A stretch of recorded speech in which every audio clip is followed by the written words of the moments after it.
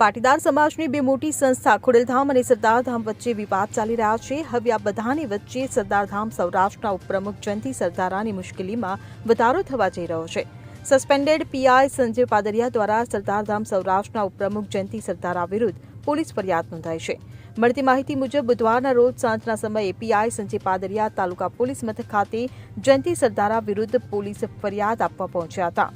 હુમલા બાદ અનેક સીસીટીવી સામે આવ્યા બાદ સંજય પાદરિયા રાજકોટ તાલુકા પોલીસ સ્ટેશન જયંતિ સરદારા વિરુદ્ધ ફરિયાદ નોંધાવવા પહોંચ્યા હતા અને પીઆઈ સંજય પાદરિયાએ પોલીસને આપેલી ફરિયાદમાં જણાવ્યું હતું કે જયંતિ સરદારાએ સામાન્ય વાતચીતમાં જ ઉશ્કેરાઈ ખોડલધામ વિશે ખરાબ બોલવાનું શરૂ કર્યું હતું તેમજ ખોડલધામમાં બધા ચોર જ છે અને ખોડલધામ સંસ્થાને ગાળો આપવા લાગ્યા હતા જેથી મેં તેઓને કોઈ ધાર્મિક લાગણી ન દુભાય તે પ્રકારનું સમજાવતા તે વધુ ઉશ્કેરાઈ ગયા હતા તેમજ પોલીસ ડિપાર્ટમેન્ટ વિશે પણ બોલવા લાગ્યા હતા તેમજ સમજાવવા જતા જયંતિ સરદારાએ તેમને કાટલો પકડી મને ધક્કો માર્યો હતો તેમજ પાટા પણ માર્યા હતા।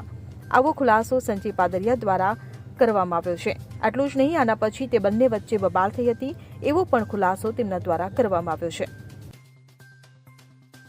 Bureau report CN24 news. હવે જુઓ દેશ દુનિયાની તમામ ખબરો તમારી આંગળીના ટેરવે। ઉઠાવો મોબાઈલ અને ગૂગલ પ્લે સ્ટોર પરથી ડાઉનલોડ કરો અમારી CN24 ન્યૂઝ મોબાઈલ એપ।